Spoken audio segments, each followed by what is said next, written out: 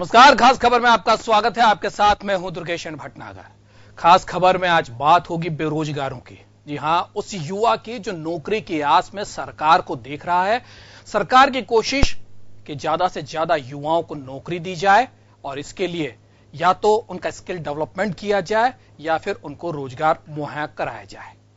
रोजगार के लिए नियुक्तियां निकलती है और जिस तरीके से सरकारी नौकरियों की बात सामने आती है, बड़े बड़े दावे और वादे सत्ता पक्ष के लोगों की तरफ से किए जाते हैं। युवाओं को कोशिश की जाती है कि अपनी ओर आकर्षित किया जाए। भारत की अगर बात करें तो युवाओं का देश है। विश्व में सबसे ज्यादा युवा अगर कहीं है तो वो भारत में है और भारत के इन युवाओं को लेकर उनकी तकदीर और भारत की जो विकास की दर है उसे बढ़ाने की बात लगातार की जा रही, लेकिन कहीं न कहीं ये युवा जो हैं वो छलते हुए नजर आते हैं। नौकरियां उनके लिए सरकार निकालती है, लेकिन होता यह है कि नौकरियां निकल गई तो परीक्षाओं में नकल हो जाती है, भर्तियों पर रोक लग जाती है और अगर रोक नहीं भी लगी तो फिर कहीं न कहीं जाकर वो चैलेंज कर ली जाती है और विचाराधीन हो जाती है कोर्ट में। तो युवा जो है हर तरफ से निराश और निराशा के इस क्षेत्र में घुसता हुआ नजर आ रहा है, निराश नजर आ रहा है। लेकिन सरकार को अब इस और कड़े कदम उठाने होंगे ताकि उस निराश युवा में आशा की किरण जो है वो जलाई जा सके। तो आज इसी मुद्दे को हम खंगालने की कोशिश करेंगे कि आखिर ये जो निराश युवा है, इसकी उम्मीद, इसकी आशा कब सरकार की तरफ से आशान्वित होगी। इसी मुद्दे को आज हम खंगालने की कोशिश करेंगे। एक रिपोर्ट पहले देखते हैं, उसके बाद हम पैनल पर चलेंगे।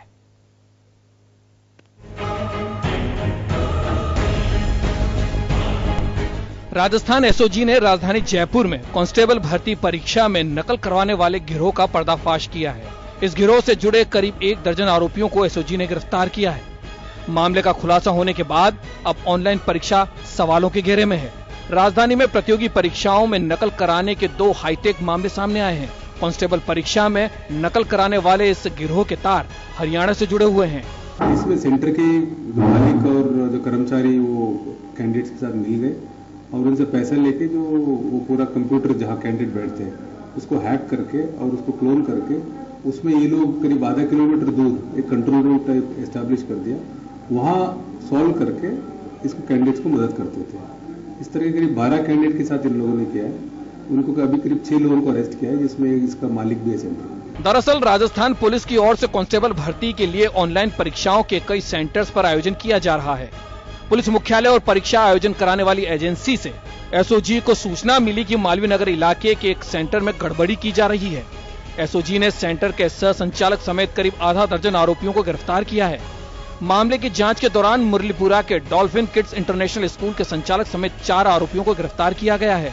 कांस्टेबल भर्ती परीक्षा में पास कराने के लिए हरियाणा का यह गिरोह अभ्यर्थियों से करीब 5 लाख रुपए तक वसूल रहा था। अभी एग्जैक्टली कितना पैसे लेते थे, कितने कैंडिडेट का हुआ अभी आया नहीं, लेकिन 2 से 5 लाख के बीच में लेते। ये मोस्टली हरियाणा के रहने वाले हैं। इसमें और भी जो मेन 3-4 लोग फरार है वो पकड़े नहीं गए।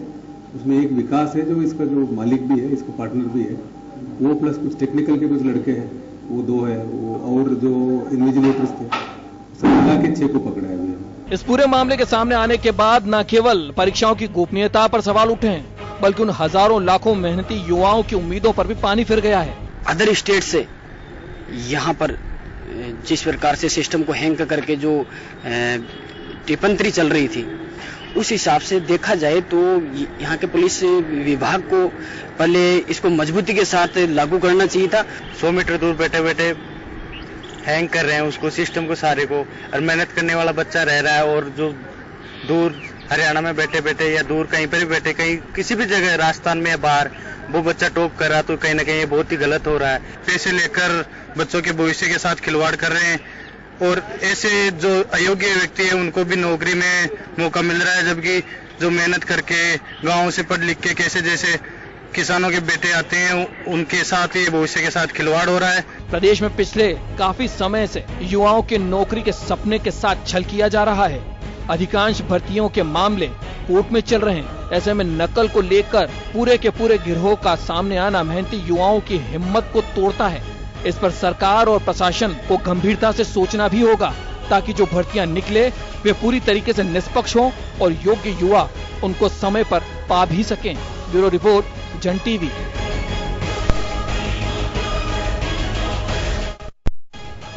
यह तो सिर्फ एक बानगी है। आपने रिपोर्ट के मजमून को समझा कि किस तरीके की स्थितियां बन रही है, युवाओं के साथ किस तरीके से छल हो रहा है। सरकारें बड़े बड़े दावे और वादे कर रही हैं कि नौकरियां दी जाएंगी, उनका कौशल विकास करके वो खुद रोजगार सृजन कर सके, इस तरीके की एबिलिटी जो है उनमें पैदा कर दी जाएगी। लेकिन जब पुलिस विभाग की भर्तियों में ही इस तरीके की स्थितियां हैं, तो हम दूसरे विभागों की क्या बात करें।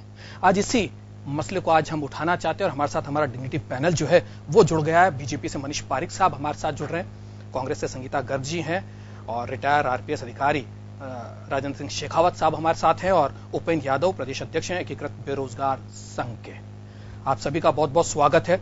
सबसे पहले मनीष जी आपकी तरफ आना चाहूंगा। सरकार आपकी, केंद्र में सरकार आपकी, नौकरियों की बड़े बड़े वादे, केंद्र ने 2 करोड़ नौकरियों की बात करी, 15 लाख की वसुंधरा सरकार की तरफ से बात सामने आई। मुख्यमंत्री लगातार कहती आ रही है कि हमने जो नौकरियां हैं लोगों को दी है, रोजगार जो है सृजन करने की कोशिश की है। लेकिन धरातल पर देखें तो जितनी भी नौकरियां निकाली गई, चाहे पहले की बात हो 2013 से लेकर अब तक की अगर हम बात करें, तो ज्यादातर जो नियुक्तियां निकाली गई वो सारी सब जुडिश हो गई, विचाराधीन है। कहीं न कहीं कोई लेकुना छूट जाता है, उसकी वजह से ये स्थितियां बन जाती है और बेरोजगार जो है वो छलावा सा नजर आता है। और कहीं कुछ परीक्षा भी, अगर प्रतियोगी परीक्षा होती भी है तो वो नकल की भेंट चढ़ जाती है।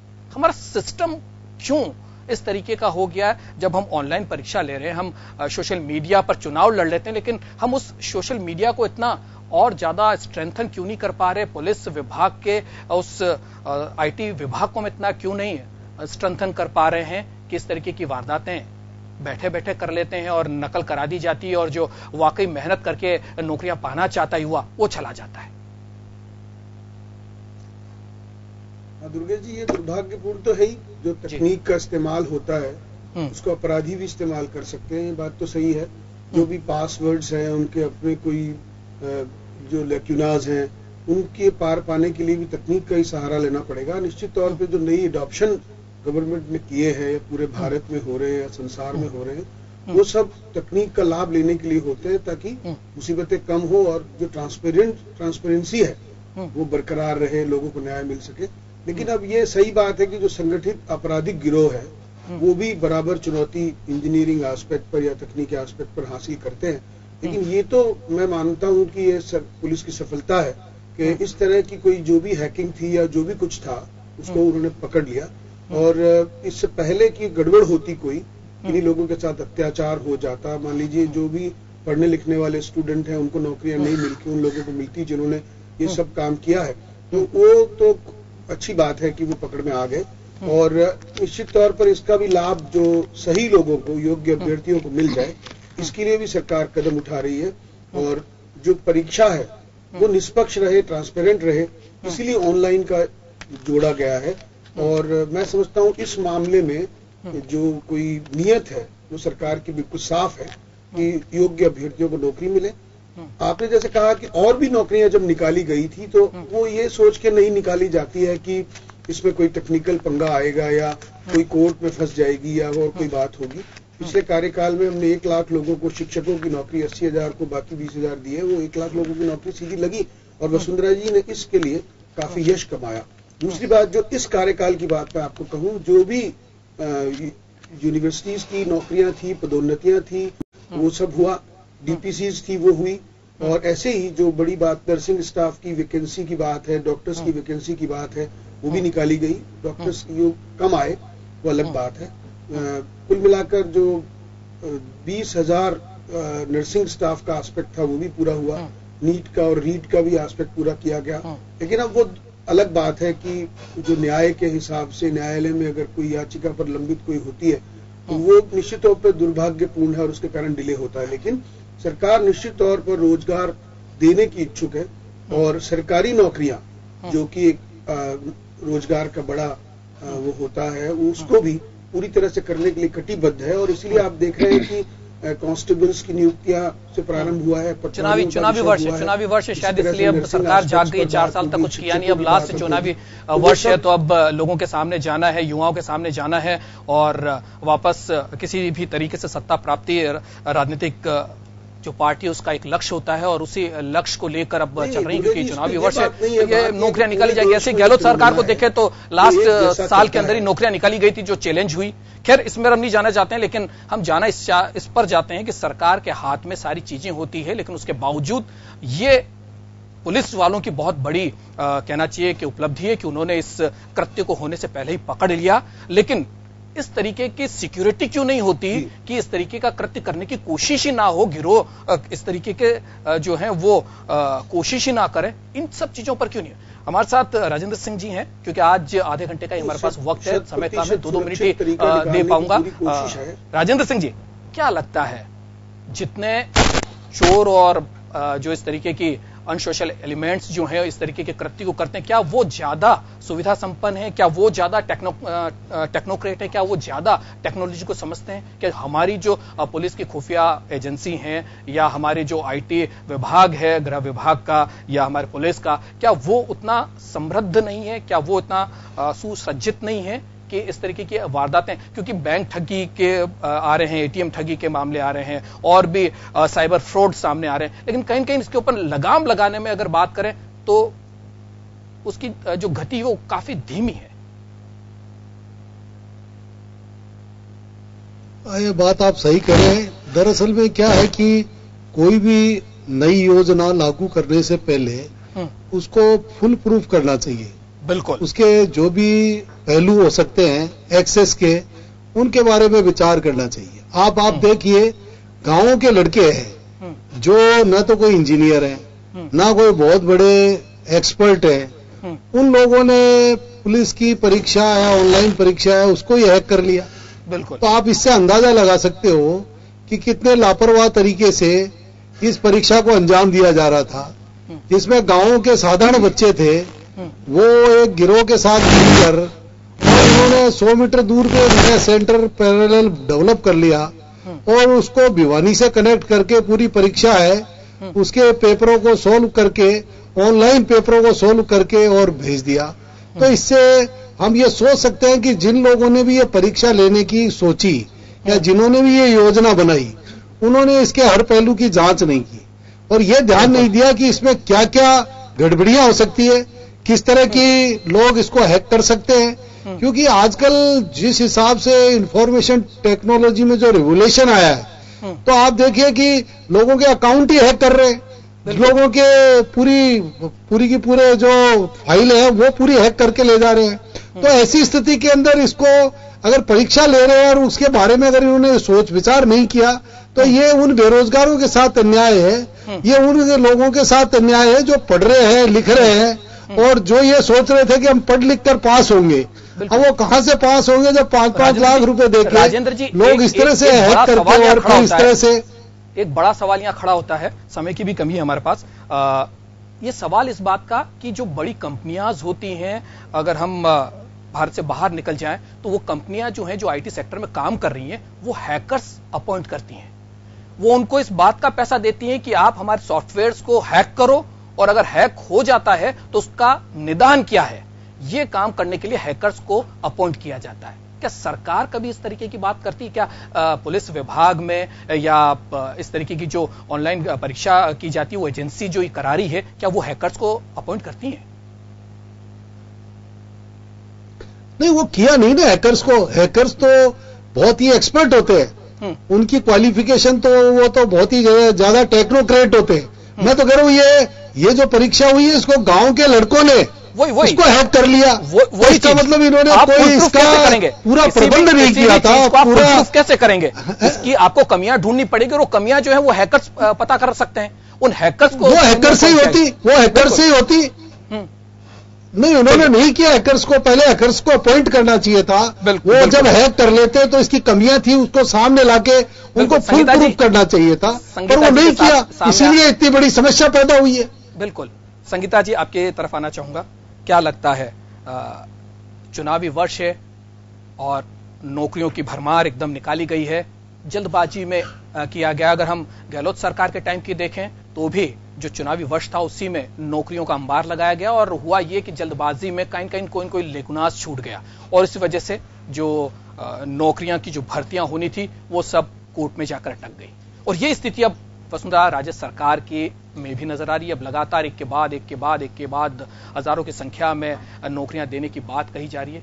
क्या लगता है केवल हर चीज को चुनाव से जोड़कर देखा जाता है? क्या केवल वोट की राजनीति ही होती है?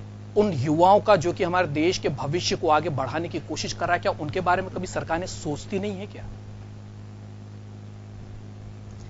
देखिए दुर्गेश जी, यूं तो हमारे देश को युवाओं का देश कहा जाता है, लेकिन दुर्भाग्य है कि युवाओं का देश होने के बाद भाषणों में तो सत्ताधारी पार्टी के लिए युवाओं के लिए हमेशा बात की गई, लेकिन सिर्फ और सिर्फ उनको आकर्षित करने के लिए झूठ और जुमले बोलकर उनको आकर्षित करने की कोशिश की गई, लेकिन युवाओं के लिए कुछ हुआ नहीं। और विडंबना यह है कि बेरोजगारी ने इतना विकराल रूप ले लिया कि युवा आज दर दर भटक रहा है नौकरी के लिए।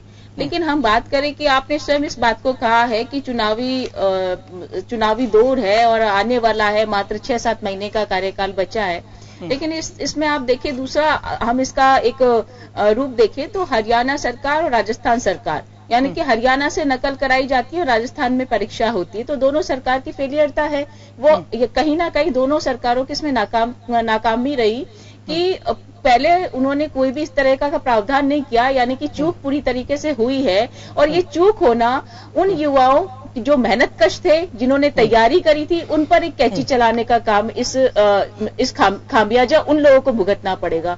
उन युवाओं को खामियाजा इसका भुगतना पड़ेगा जिन्होंने मेहनत करी थी, अपनी तैयारी करी थी, लेकिन आज ये भर्ती भी अटक जाएगी। जिस तरीके से पहले पूर्व की भांति और भर्तियां भी कोर्ट में अटकी पड़ी हैं, तो कुल मिलाकर हम ये कहें कि सरकार की मंशा युवाओं को नौकरी देने की है ही नहीं, सिर्फ उनसे झूठे वादे करने की है, तो कोई अतिशयोक्ति नहीं होगी।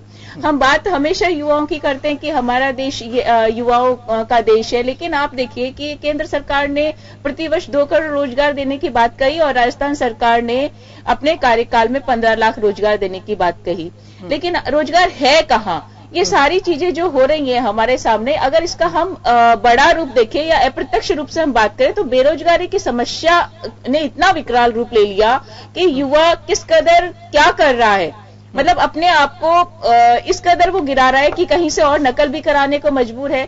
तो ये जो समस्या उत्पन्न हो रही है, पहली बात तो सरकार की फेलियरता है, नाकामी है कि उन्होंने कोई भी इस तरीके से फुल प्रूफ प्रावधान नहीं किए कि जहां ये परीक्षा होनी है। बिल्कुल सरकार की नाकामी है, ये तो साफ नजर आ ही रहा है और कहीं लेकुनास की वजह से जो है फायदा दूसरे लोग उठाने की कोशिश करते हैं और नकल गिरोह जैसे जो गिरोह हैं वो पनपने लगते हैं। उपेन हमारे साथ हैं। उपेन, बेरोजगारी का दंश क्या होता है कि उन युवाओं पे जो आऊंगा एक बार, समय की कमी है, आज आधे घंटे का एक कार्यक्रम है।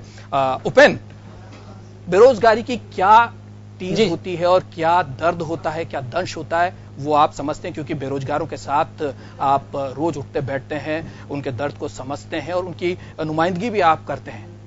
उपचुनाव से पहले आपका एक बयान आया था कि अगर नौकरियां नहीं दी गई तो हम चुनाव लड़ेंगे और हमारा कैंडिडेट खड़ा करेंगे। अब किस तरीके की स्थितियां हो रही है, इस भयावहता इस बयान से हम लगा सकते हैं, लेकिन क्या लगता है आपको, सरकारें आती हैं चाहे कांग्रेस की हो चाहे बीजेपी की हो, हम युवाओं की बात कर रहे हैं, उनके रोजगार की बात कर रहे हैं, क्या जो सिस्टम डेवलप किया है सरकारों ने वो फुल प्रूफ है, वो सही है? क्या वाकई लोगों को रोजगार मिलता है?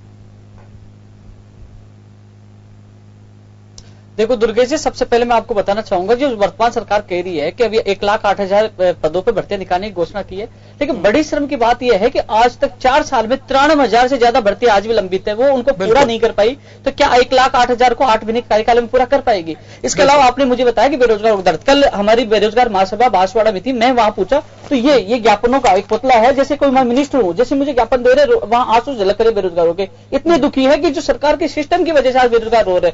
राजस्थान में बेरोजगार बेरोजगार की ये स्थिति हुई, कई 26 से ज्यादा विद्यार्थी मित्रों ने आत्महत्या की है, जिसकी जिम्मेदार वर्तमान सरकार है। और दूसरी बात उतनी जिम्मेदार विपक्ष भी है। विपक्ष सड़कों पर आता नहीं है, केवल बेरोजगारों के नाम पर राजनीति की जाती है। ये विपक्ष को भी सड़कों पर आना चाहिए। दूसरी तरफ वर्तमान सरकार ने इतने अत्याचार किए हैं कि इनकी हर भर्ती कोर्ट में अटकी है, जिसकी जिम्मेदार सरकार है। सिस्टम में सुधार करना चाहिए। हम नहीं कहते 15 लाख नौकरियां दो, आप 5 लाख दीजिए, लेकिन सिस्टम में सुधार हो। हर भर्तियों में विसंगतियां जानबूझ के छोड़ते, जो अधिकारी गलतियां करते उनके खिलाफ कोई कार्रवाई नहीं करते। आज ये मार्केट में पहले से माहौल बन चुका था कि मेरे पास भी ये शिकायत आई, हमें बताया गया कि ये 5-5 लाख रुपए लेकर ये समस्या चली, तो मैंने जो अभ्यर्थी है इनको कहा कि आप शिकायत करिए। ये माहौल पहले बन चुका था। स्टूडेंट पढ़ने वाला भी एक जुगाड़ में लग जाता कि मैं नकल कैसे करूं। लेकिन ये ऐसी स्थिति क्यों है? क्योंकि हर भर्ती यानी कि 3 वर्षीय 5 वर्षीय होगी, यानी कि 4 साल या 5 साल से पहले कोई भर्ती नहीं होती, हर भर्ती कोर्ट में अटक रही है। तो कहीं ना कहीं सरकार जिम्मेदार है। लेकिन ये स्पष्ट हो गया कि उपचुनाव से पहले हमने तीनों जगह प्रत्याशी उतारे थे। हालांकि कांग्रेस को मैंने समर्थन दिया था, खिलाफ प्रचार भी किया था, जिसका परिणाम भाजपा सरकार को चुकाना पड़ा, सुपड़ा साफ हुआ। और अभी हमने एक नया अभियान छेड़ा है कि प्रत्येक जिले में बेरोजगार महासभा कर रहे हैं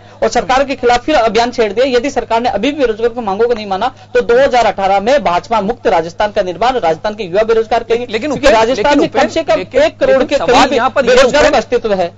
उपेंद्र, ये आपने पिछली सरकार को भी देखा, चुनावी वर्ष के अंदर भर्तियां निकाली गई, कुछ न कुछ लेकुनाज रह गए और लंबित हो गई, विचाराधीन हो गई कोर्ट में। अब इस सरकार को भी अगर आप कहेंगे तो वाहवाही लेने के लिए हो सकता है कि 1,08,000 अभी करिए, 2 लाख 3 लाख रुपए और भर्तियों का मामला करते फिर अटक जाएगी। एक सिस्टम बने। क्या आप लोगों की मांग ये नहीं कि पूरा फुल प्रूफ एक सिस्टम बने जो जिसमें सरकार की जो मंशा है वो साफ हो जाए कि भाई हमको देना है और इसके अंदर कोई राजनीति नहीं होगी और एक सिस्टम की तरीके से हर साल फॉलो किया जाएगा। जैसे आईएएस के लिए भी किया जाता है, डिमांड कितनी है उतनी मांगी जाती है और उसके बाद उसका एग्जाम कराया जाता है। इस तरीके की स्थितियां होती है, तो उसके ऊपर जरूर आप लोगों को थोड़ा सा फोकस करना चाहिए। एक बार फिर मनीष जी के पास जाऊंगा, समय बहुत कम है। मनीष जी, आप जो कह रहे हो हम लगातार मांग कर रहे हैं। मैं बताना चाह रहा हूं, हम मांग कर रहे हैं कि बेरोजगार बोर्ड भी हो, एक फास्ट ट्रैक कोर्ट अलग से हो जो 3-3 साल नहीं लगे। इसके अलावा जो अधिकारी गलती करते हैं उनके खिलाफ सख्त नियम बने। एक अधिकारी क्वेश्चन बनाता है, पेपर बनाता है, उसमें 18 क्वेश्चन गलत कर देते, कोर्ट में चल जाती, उसके खिलाफ कार्रवाई हो। 18 प्रश्न गलत कैसे बना दिए, तो जिससे दूसरा अधिकारी गलती नहीं करे। सिस्टम में सुधार सरकार को करना होगा, इसके खिलाफ हमारी लड़ाई जारी है। इसलिए तो हम सभा कह रहे हैं कि सिस्टम में सुधार करो। हमें बीजेपी के विरोधी नहीं है, ये हमारा काम करे तो कल जिंदाबाद बोलने के लिए हम तैयार है। हमें न कांग्रेस से न बीजेपी, वहां स्थितियां बिगड़ जाती है, सिस्टम गड़बड़ हो जाता है और वोट की राजनीति उससे जुड़ जाती है। जिंदाबाद करने की जरूरत नहीं है, ये आपका हक है, वो आपको लेना चाहिए, चाहे विपक्ष हो चाहे पक्ष हो, दोनों तरफ आपको समान रूप से इसको आंकना चाहिए। चलिए एक बार मनीष जी के पास वापस में लौटना चाहूंगा। मनीष जी, 2 तरीके से नौकरी देने की बात हुई थी, एक तो भर्ती और दूसरा ये कि कौशल विकास कर लिया जाए और लोगों को और युवाओं को इतना समृद्ध कर दिया जाए, स्किल डेवलपमेंट उनका कर दिया जाए कि वो खुद रोजगार देने के लायक हो जाए।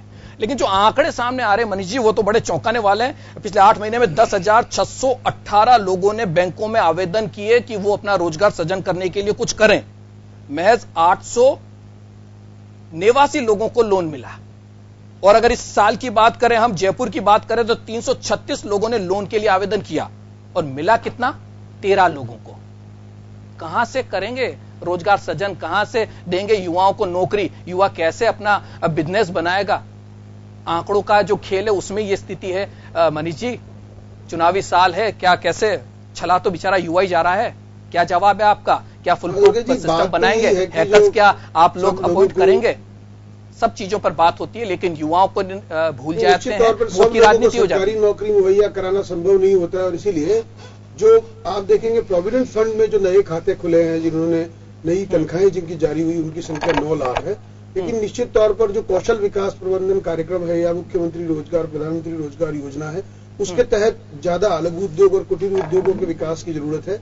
जिन लोगों ने लोन लिया है, अगर वो अपनी पूरी फॉर्मेलिटीज के साथ में लोन लें और वो सरलीकरण उसका हो, तभी इसका सही लाभ मिल पाएगा। लगातार सरकार कोशिश कर रही है, क्योंकि निश्चित तौर पर आप देखेंगे कि युवा और बेरोजगार लोग जितने भी हैं वो भी सरकार से उम्मीद रखते हैं। और सारे आंकड़े आजकल नेट पर रहते हैं, टीवी और अखबारों में छपते हैं, तो कितने लोगों को एग्जैक्टली नौकरी मिली है या रोजगार मिला है वो किसी से छुपा हुआ नहीं रह सकता है। ऐसी दशा में सबसे ज्यादा जवाबदेही सरकार की होती है। तो निश्चित तौर पर चुनावी साल में ये जवाबदेही पूरी करने की जिम्मेदारी भी रहती है। घोषणा पत्र में जो घोषणाएं की है, चलिए हम तो उम्मीद ये करेंगे कि रोजगार का जो सृजन है वो हो, लोगों को रोजगार मिले और सरकार अपनी जो बात कही है 15 लाख नहीं दिए, लेकिन जितनी भी अब तक पेंडेंसी है कम से कम उसको तो दूर कर, ये उम्मीद तो हम कर सकते हैं। क्या लगता है संगीता जी, क्या इन उम्मीदों पर सरकार खरी उतरेगी? 5 महीने बचे हुए हैं, फिर उसके बाद आचार संहिता लग जाएगी और फिर चुनाव में चले जाएंगे। जिस तरीके से पहले देखा, इस बार भी शायद वैसा ही हो जाएगा। नौकरियां जो है वो कोर्ट में चली जाएंगी और बेरोजगार युवक फिर जो है वो अपनी टीस को लेकर सरकार को देखिए दुर्गेश जी, आपने स्वयं इस बात को माना और कहा कि सरकार के पास सिर्फ 5 महीने का समय है। अब आप ये बताइए कि 4.5 साल तक सरकार सोती रहे और उसके बाद ये दिखाए कि हम जाग गए, तो निश्चित रूप से सरकार की मंशा पर, इच्छा शक्ति पर सवालिया निशान, बिल्कुल सवालिया निशान है। मंशा थी मंशा पर, इच्छा शक्ति पर, सरकार की उदासीनता हर एक वर्ग के प्रति प्रकट हो चुकी है। सरकार की जो, लेकिन हमारी उम्मीद इस बात की है कि विपक्ष के तौर पर आपको भी जनता में जाना चाहिए, युवाओं में जाना चाहिए और उनकी मांगों को लेकर बजाय वोट की राजनीति उनकी वाकई वाजिब मांगों के ऊपर काम करना चाहिए। राजेंद्र जी, आपकी तरफ आना चाहूंगा। संगीता जी, आज समय का बहुत अभाव है, समय का अभाव है, मेरे पास केवल 30 सेकंड बचे हैं, इसलिए राजेंद्र जी की बात एक बार और सुन लें, क्योंकि वो इन सारी चीजों को बहुत माइन्यूटली देखते हैं। राजेंद्र जी, क्या लगता है किस तरीके की स्थिति होनी चाहिए इन सारी चीजों को लेकर? आपने बेरोजगारों को भी देखा, राजनीतिक पार्टियों को भी देखा, आपने सरकार में रहकर उन सारी चीजों को देखा, क्या कुछ हो सकता है? सिस्टम कैसे सुधर सकता है? एक केवल 30 सेकंड में आपका कंक्लूजन चाहूंगा। दुर्गेश जी, इसके लिए एक हाई लेवल कमेटी का गठन करना चाहिए। जो परीक्षा में जो धांधलियां हो रही है, चाहे वो आरपीएससी की परीक्षाएं हो, चाहे पुलिस की परीक्षाएं हो, चाहे और विभागों की, उनमें किस तरह से परीक्षाएं सही तरीके से आयोजित की जाए, किस तरह से कैसे परिणाम ढंग से जाए लोगों तक, इसकी व्यवस्था करना बहुत जरूरी है। और इसके लिए हाई लेवल कमेटी है वो बने। अभी तक तो क्या हो रहा है कि मैं समझता हूं किसी को कोई बेरोजगारों के प्रति कोई इस तरह की कोई भावना ही नहीं है कि वो विचारों के साथ तो क्या दुर्गति भावना होना बहुत जरूरी है। उस भावना के ऊपर सरकारों को सोचना होगा, बहुत जरूरी है कि वो क्या कि हर भर्ती रुक रही है, कोर्टों में जा रही है और कहीं ना कहीं टेक्निकल ग्राउंड पे रुक रही है, कहीं मुकदमे दर्ज हो रहे हैं, कहीं पेपर लीक हो रहे हैं, कहीं प्रश्न पत्र बदले जा रहे हैं, कहीं परीक्षा की कॉपियां बदली जा रही है। ये सब जो कमियां परीक्षा के सामने उजागर हो रही है परीक्षा के दौरान, सबके बारे में एक कमेटी बने और कमेटी बनकर उन सब बिंदुओं का निराकरण करे। की राजनीति का शिकार होता हुआ नजर आएगा। समय बहुत कम था हमारे पास। दुर्गेश जी, मैं कुछ कहना चाह रहा था। दुर्गेश जी केवल 10 सेकंड कहना चाह रहा था कि अब इसकी एग्जाम, बिल्कुल इसकी एग्जाम रद्द करनी चाहिए। जो अब धांधली हुई उसके खिलाफ कार्रवाई होनी चाहिए। वो जो अभी 5500 की भर्ती है, 5500 ने तो पास कर लिया होगा, इस भर्ती को रद्द करना चाहिए, दोबारा से एग्जाम करवानी चाहिए। नकल हुई तो कार्रवाई करनी चाहिए। आज वो पढ़ने वालों के साथ हम भी आपकी बात सरकार तक पहुंचाते हैं, रद्द करनी चाहिए जो एग्जाम हो चुके उनको कदम उठाना चाहिए और अगर कहीं धांधली हुई है तो उसको लेकर थोड़ा फिर पारदर्शिता लानी बहुत जरूरी है। बहुत बहुत शुक्रिया आप सभी का इस डिबेट में हमारे साथ जुड़ने के लिए। तो कहीं न कहीं जवाबदेही तय होनी चाहिए। वाकई वोट की राजनीति से उठकर राजनीतिक दलों को इस बात पर एका करना चाहिए कि युवाओं के साथ, उनके साथ नौकरियों को लेकर चला नहीं जाए, उनकी वाजिब मांगों को वाकई गंभीरता से लेकर उसके ऊपर काम करने की जरूरत है। तभी हमारा जो युवा देश है, युवाओं को लेकर आगे बढ़े, उनमें निराशा नहीं आए। अगर उनमें निराशा आ जाएगी तो विकास धराशायी हो जाएगा। फिलहाल खास खबर में इतना ही। देश और दुनिया की तमाम खबरों के लिए आप देखते रहिए जन टीवी। हमें दीजिए इजाजत। नमस्कार।